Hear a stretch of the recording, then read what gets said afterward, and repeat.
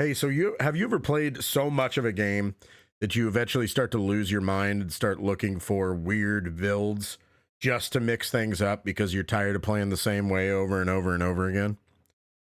Because I have, and that's exactly why we're going over this video here today. We're going to be talking about a weird Pablo build that's all about rushing with Pablo. And basically what that means is you're going to be going around and rushing objectives and trying to take full advantage of his infernal camouflage ability. This is going to be a lot like my normal character guides, except we're going to not have quite as much in-depth discussion about stuff like I do in my expert guides. And then at the end of the video, I'm going to tell you why this build doesn't work. Because I've done a lot of experimenting with weird builds that don't really follow like what you should be doing. Like right now, balance bar is huge. And it seems like every class, you pretty much spec them this pretty close to the same way. And I'll tell you why at the end of the video, why this build usually won't work or why it will heavily backfire on you. But for now, just enjoy it, because maybe you're like me and you're somebody that just wants to have fun and wants to try something different. And here's a little build for you to try in case you're bored and you want to do something different. All right, first of all, we'll go over his abilities real quick. You already know him. This one lets you craft an amulet every 120 seconds.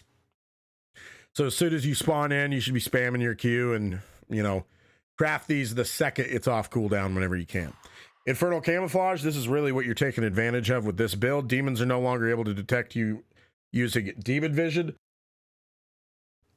Two things to keep in mind for this build specifically. Number one, at the time of making this video, which I'm sure will be patched relatively quickly, if you go down, then you will be exposed to the demon through demon vision for the rest of the match. He loses his infernal camouflage ability. I messaged support and they told me that is indeed a bug and that they are working on it. So it's not like an intended mechanic or anything like that.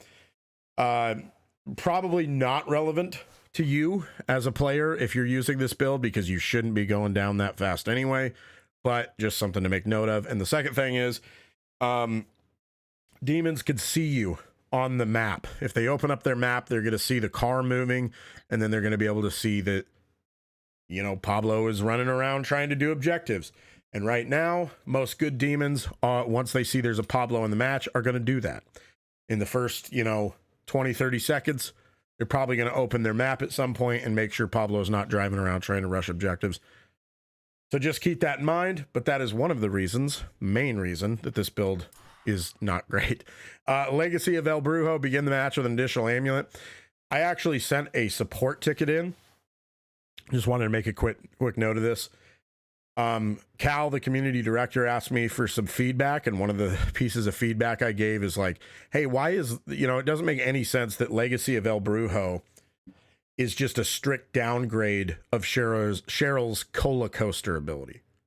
Cheryl's Cola Coaster lets her not only start with an additional Shemp, she also gets to carry 2 more. So why is this just that perk or ability, except he can't carry more amulets? It doesn't make any sense, especially when you consider the amulets are worse. They're less valuable than Shemps. So it doesn't really make any sense that this is straight downgrade. I don't know if maybe at some point in development, maybe like shields and amulets were stronger than Shemps, but they're not right now. So it really doesn't make any sense that this is just a strict downgrade of that. Hopefully this like gets a buff that can make Pablo a little more in line with Cheryl. Shamanic Protection, your shield bar will gradually recover over time until you have at least 1 full bar. This actually generates really fast. This goes really quick. So just keep that in mind. That's also one of the reasons why we take Reinforced Amulet. So I guess we'll get to our perks right now. That is why you take Reinforced Amulet. If on Pablo, it essentially functions like Tougher Than Hell, because he's going to have shields pretty much all the time. So this basically functions as a 10% damage reduction all the time. So the reason you're taking this is because you are going to be running off on your own. So if you do get caught by the demon, you're going to need as much tankiness as you could possibly get so that you don't just go down right away. Because if the demon does find you, you're going to need to get out of there. You're going to need to immediately find the nearest vehicle if you can and drive back to your team. That's pretty much your only option. We put 1 point into Sheps and 1 point into Artful Dodger. Obviously, you need to put 1 point into Sheps plus, but 1 point into Artful Dodger is going to give you that 1 extra dodge. So you definitely need that because, again, you need to mitigate damage in case you get caught. Then we put 1 point in the Lifelog Battery so we could get over here. This is where it gets weird. This is where we're taking perks we don't normally take. We're putting 3 points into Fear No Evil, and the reason that we're doing that, normally I wouldn't recommend doing this on support because I don't think being possessed as a support is a huge deal. You're not really a damage dealer, so it's typically, under normal circumstances, a net win for the survivors if the demon wastes time possessing a support. The only time they should ever really do it is if they're just doing it to like help themselves level up. But the reason that you're putting points in this for this build is because you're going to be rushing objectives, and one of the things that you're going to do is once the map pieces are found, you're going to drive all the way over to the farthest objective from you and from your team and activate it by yourself. And you need to have reduced fear, because if you are caught in a situation where the rest of your team does the closest objective to them and you're splitting the objectives, you're going to need to have reduced fear so that the demon just doesn't just come over to you, demon dash you, possess you, and walk you out of the circle. So that's why you really need this. I actually had a match where I was testing this build on Castle Kandar where we split the objectives, and I was all the way down in the cemetery area, and the demon wiped out the rest of my team, which is another reason why, you know, maybe this build doesn't work very well. But he wiped out the rest of my team, and I was at about 95% capped on the second objective. And then he just swooped in, and my fear was already pretty high because at the time I didn't have Fear No Evil equipped. And he just swooped in, feared me, walked me out of the circle, game over. So that's why you need this, is because you might have moments where you get the objective to like 95%, and you're going to need to make sure that you don't get feared and walked out of the circle, and you can complete the last part of that objective and potentially save the match. 3 points at Arcane Knowledge. You're doing this so that you can find map pieces more easily. This is especially important on Castle Kandar when a map piece spawns in the castle itself, especially on the castle walls. It's really hard to know like where it spawns. So this will save you a ton of time, especially on that map. So that's why I put 3 points into this.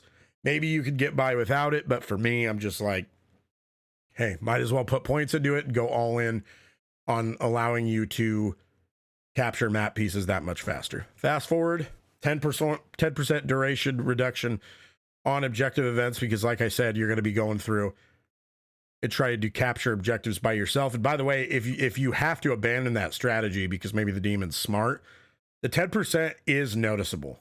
Like, you're going to notice these small percentages more the larger of a chunk that it's multiplying off of. So what I'm trying to say is let's say it reduces 10% of 10.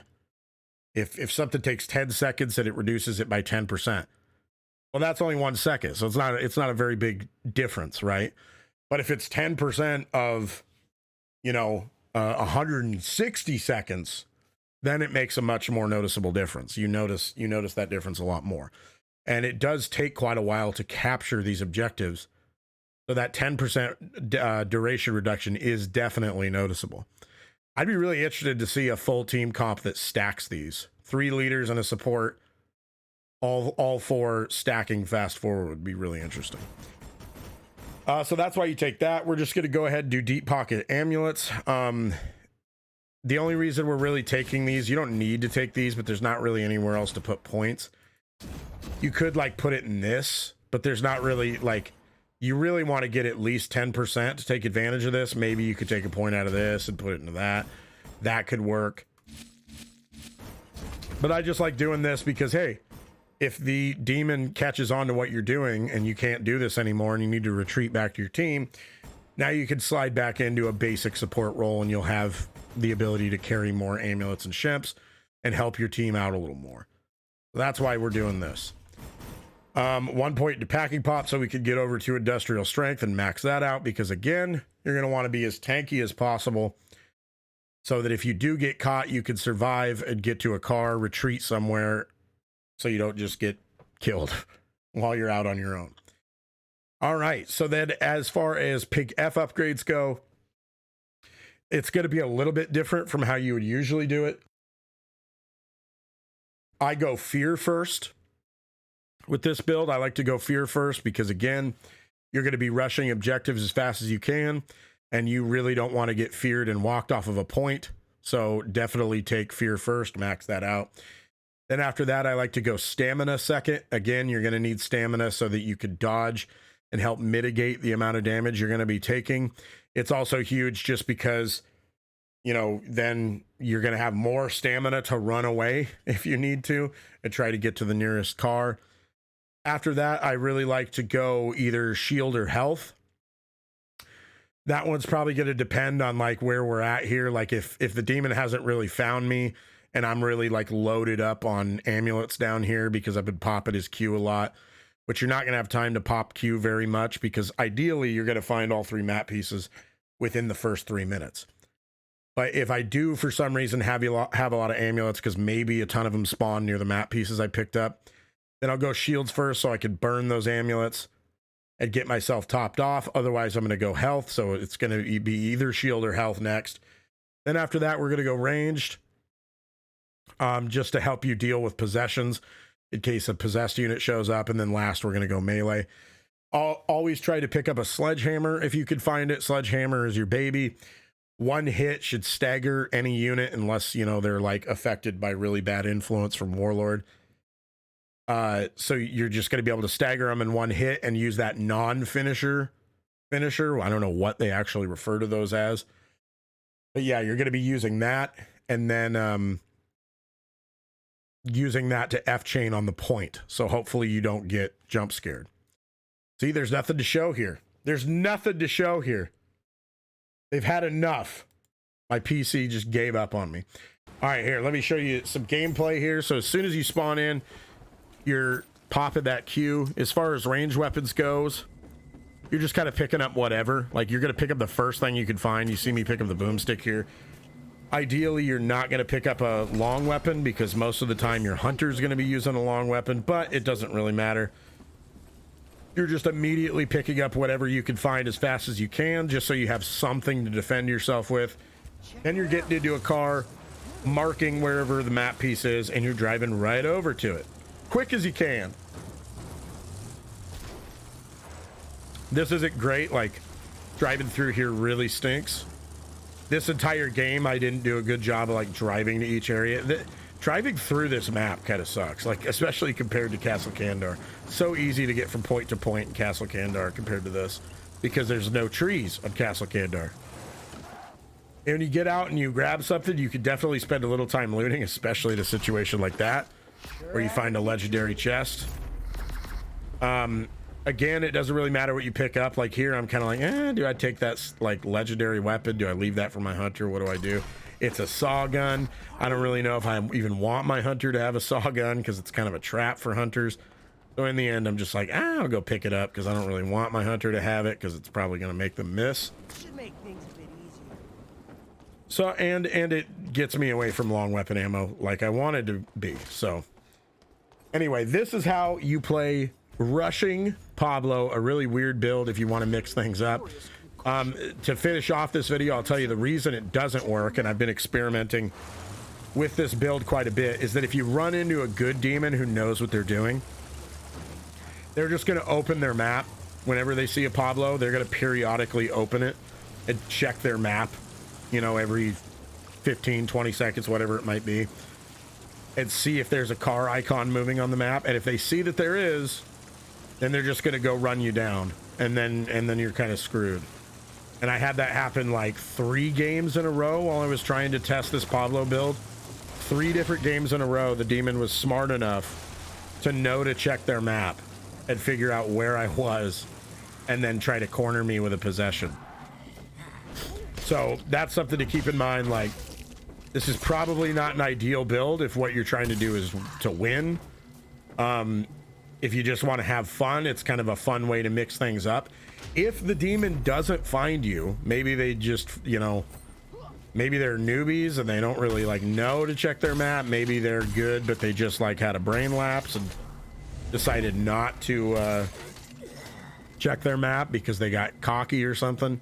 This actually works pretty well because if you rush map pieces, it makes it really hard for the demon to level up and then be the proper level for the book. So like, it can be a good strategy if the demon doesn't find you.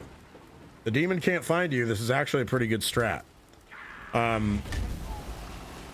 yeah, I did have some games where I actually found all 3 map pieces in like less than 2 minutes. So that was pretty cool. Like I took way too long to find all these map pieces in this game, especially because this map is just kind of difficult to get around in because of all the trees and stuff. But that's basically what you're trying to do, is rush those 3 map pieces and then start the blue objectives as quick as you can. So this is how you play Rushing Pablo. I wouldn't necessarily recommend it as like a viable strategy to win a bunch of matches, but it is something different, new, unique, a different play style that you can try if you're maybe a little bit bored and you want to try something different. So let me know what you think. Let me know if you have any builds in mind for like a Rushing Pablo. And if you like this series, if you like some weird, wacky, like off meta builds for survivors, I'll keep making videos like this. I got a number of ideas, including a full tank Henry build, which is kind of fun. So let me know what you think. And if you made it this far in the video, I really appreciate it. As always, subscribe, like the video, all that fun stuff. And thank you for watching, and I will see you all next time.